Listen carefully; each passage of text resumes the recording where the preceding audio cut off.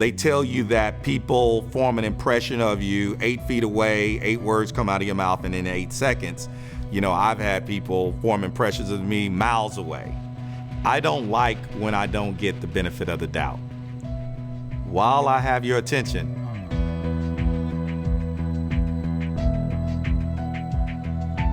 Take one, soft sticks. my real name is Elliotte, but people call me Elliotte. I'm Elliotte Dunlap. I currently live in the Colony Frisco area and work for Microsoft Corporation. All my life I've code switched.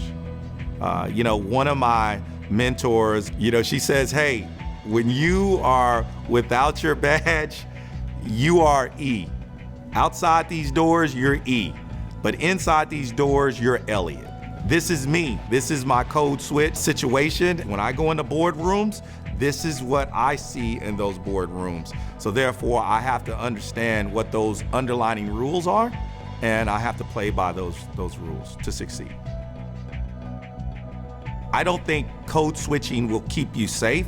I think code switching will get you in the door to make change. One thing that I teach my mentees is I believe in getting in the game. I believe in sometimes you're gonna strike out, sometimes you're gonna get singles, you're gonna hit doubles, you're gonna hit triples, you're gonna hit home runs, but you got to stay in the game. You cannot change the rules outside of the building. You have to change the rules from inside. I remember giving a presentation one time. A guy raised his hand and said, "How does it feel to be black?" And the room just kind of got quiet. And I said, "It feels awesome," and kept going. But they would do those little measures to make sure that you weren't just memorizing your data, but you actually was a subject matter expert, or you actually was bringing value. When you look at it, we all have had some sort of discrimination. And I really think the root of it is giving somebody the benefit of the doubt. And especially when you have the power of leverage, right? When that person that has the power to do that does not do that. My mother, rest in peace, she taught me that situational awareness, and that's what's kept me alive. I tell you, I very seldom walk in boardrooms where people look like me. I very seldom do deals where people look like me. The technology world, as you know, is not the most diverse. I will say that my company, Microsoft, is doing everything. My CEO, mentors at the organization, they're all leaning in.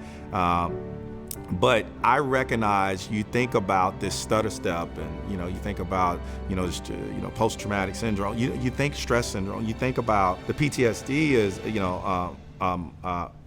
is really what you suppress. I wasn't like this. I've been polished through the years. I've had good people polish me through the years so that I can be non-threatening, so that I can get in those rooms, right? When they hear the story, you're absolutely right. People say, well, Elliotte, but I tell them, hey, my mother was on crack cocaine.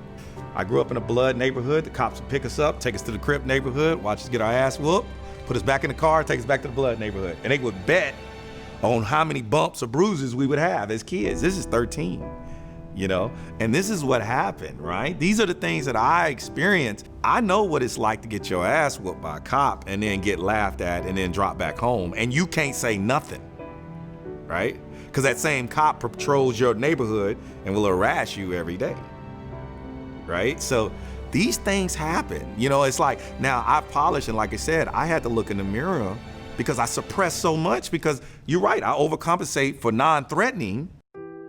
But the problem that I have to check myself on is how much of this do I suppress? And I think suppression is big, especially for those people that have kind of broke through the plastic and have entered the corporate world. Sometimes we forget, it just becomes common nature.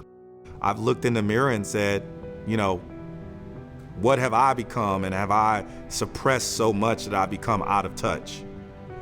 I was jogging in my neighborhood and I saw 2 young white girls walking down the street, and I crossed over the street. So sometimes I perceive myself and I have to watch out for myself. I think that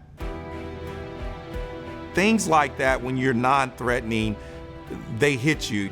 I'm not your biggest and baddest, but I recognize that I still am a black male.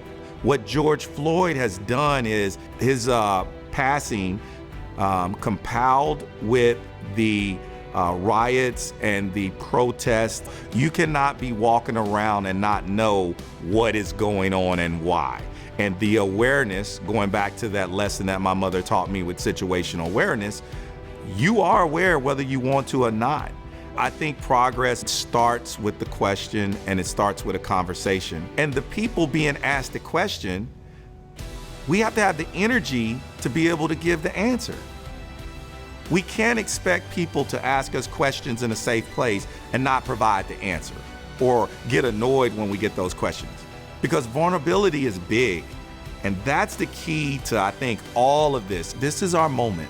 And what I mean by our moment, this is America's moment. Now is your time to speak up. We owe it to each other. Yes, you're tired. You know, sometimes you are the only friend that that person has that is on the other side. Or sometimes you are that non-threatening person that they can go to. Let's own it. This is our time. So while I got your attention, let's keep our eye focused on the end goal. It's gonna take people like you and like me to have these type of conversations to decrease the gray area to the point where we have moved close enough to either hug or shake hands. You can take action, and now you know.